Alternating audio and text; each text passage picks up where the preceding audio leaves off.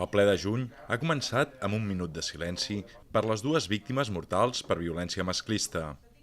Ja dins de l'ordre del dia s'ha aprovat una declaració institucional pel reconeixement de drets de les persones LGBTI, coincidint precisament amb el 28 de juny, Dia Internacional de l'Orgull LGBT.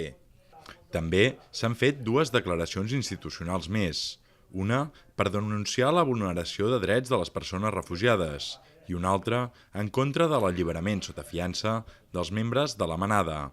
El ple també ha aprovat un nou pas pel projecte Vilabat amb la inclusió de l'àrea metropolitana de Barcelona per treballar en la concreció del consorci i un nou pla d'empresa que defineix criteris com el preu de l'energia que tindrà la nova companyia elèctrica municipal. En l'àmbit de les mocions, s'ha rebutjat la proposta d'Esquerra Republicana per estudiar l'opció de promoure un aparcament d'autocaravanes a Viladecans.